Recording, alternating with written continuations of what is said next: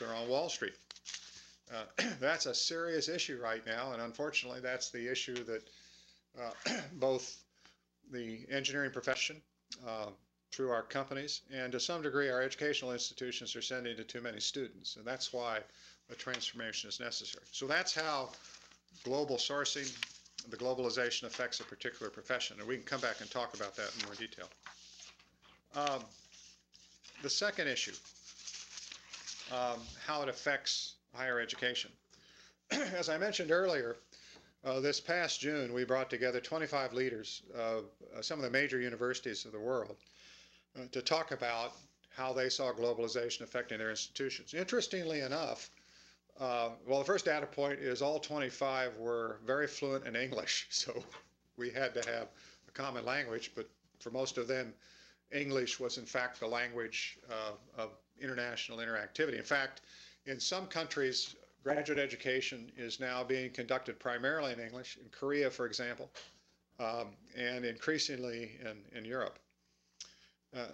The second point of commonality is they all see the world about the same way. They see it as intensely competitive, the global knowledge economy. They understand the importance of human capital research to their countries. But like in the United States, they're kind of caught between a rock and a hard place.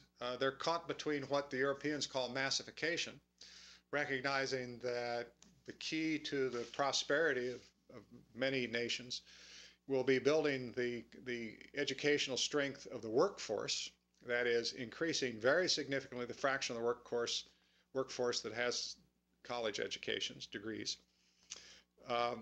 in taking systems which were designed to serve only the elite, educating perhaps 5 to 10% of the population at the university level, and increasing that to perhaps where 50% or more of of the citizens have that opportunity. But then second, also achieving excellence in their institutions. Now, how do they measure excellence? Well, unfortunately, they're beginning to measure it the same way we do in the United States. They don't use U.S. News and World Report to rank them. They use the London Times, or one of the Chinese universities, Shanghai Jiaotong, has a national rating scheme. The British call these league tables. But what they do is they rate the quality of universities on a global scale based on publications, based on citation indices, based on awards received by faculty and so forth. That rating actually just came out from the London Times last week, and it happens that of the top 20 universities in the world, roughly about 2/3 of them are American universities. England does very well, actually, with Oxford, Cambridge, Imperial College, and so forth. But Europe does not do that well. Asia is coming up fairly rapidly. So they're caught between providing education on a mass scale and at the same time achieving excellence. And just as in the United States, they're asked to do both of those and not spend any more money at it.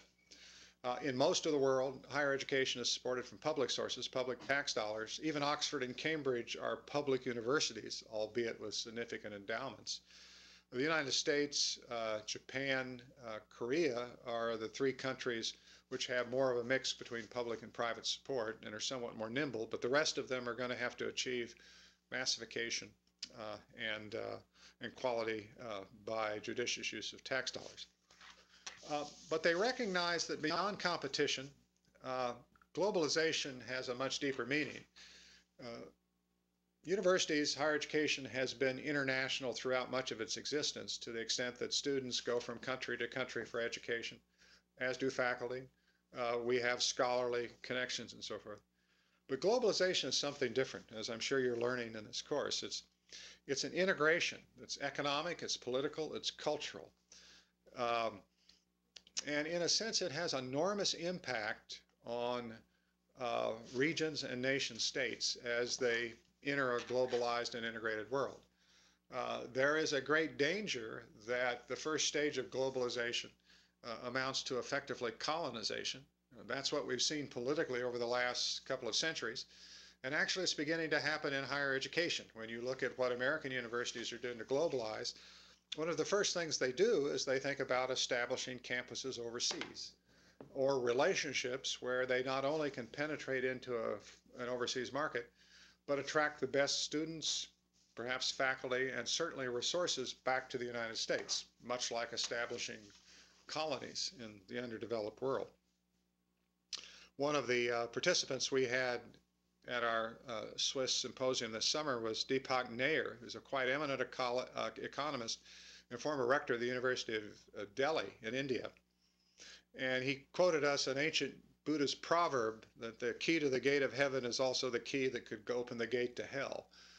The point is that globalization may not be such a good thing for many parts of the world unless higher education approaches it with a sense of responsibility. These universities, in the various discussions we had over the course of the several days of our meeting, begin to converge on the idea that perhaps we will see, over the course of the next several years, the emergence of a new kind of a university, what we called universities in the world and of the world, universities that, in a sense, redefine their public purpose in global terms rather than regional or national terms. That is, in terms such as global sustainability, health, wealth disparity, poverty, conflict, that really do relate to serving all of the world.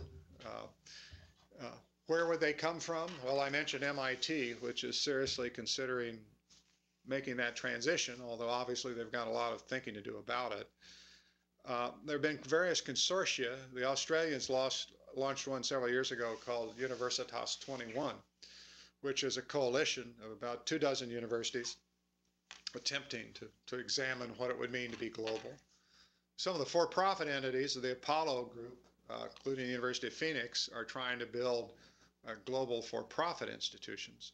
But I think the most interesting one right now is the British Open University. The Open University has been around since the 1950s, established to provide mass education opportunities to British citizens. It's open because anyone gets in, mostly adults, but you only get the degree if you hit their standard, which is very high. They currently have 350,000 students around the world. They have 3 flavors of the Open University, what's called OU Core, which is the way they've always functioned. It used to be through correspondence schools, and it's now heavily internet-based.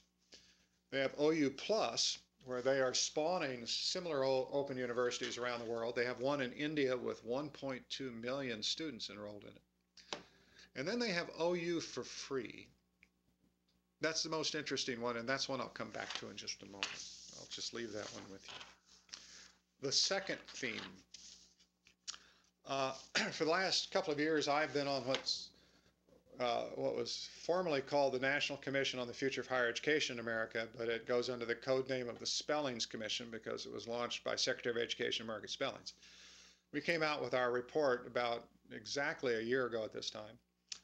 And initially, because of the sinister implications of having the Bush administration sponsor this thing, people renamed it the Leave No College Behind analog to Leave No Student Behind, thinking that we were going to recommend the imposition of standardized testing on colleges and so forth and so on. Well, there were a lot of important recommendations that were put on the table that people ignored, and I think the most important recommendation that came out of the whole study is to call for a national commitment to providing lifelong learning opportunities at the undergraduate level, I'm sorry, the post-secondary level, higher education, for all Americans.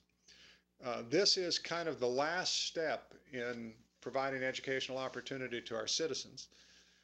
After all, we went from the public universities of the 19th century to universal secondary education in the 20th, to the GI Bill, the Truman Commission, finally equal opportunity, trying to provide a college education to all Americans. And that, of course, is the purpose of federal financial aid programs. This is something beyond that. This makes the argument that in a world in which knowledge is increasing very, very rapidly, in which life expectancy, which doubled during the 20th century, could double again during the 21st, in which working careers are likely to increase from 30 to 40 years to 60 to 70 to 80 years, and in which the shelf life of knowledge you learn while you're young will last a very short time compared to your lifespan and to your working careers. And during that working career, you will change not simply jobs, but careers many, many times.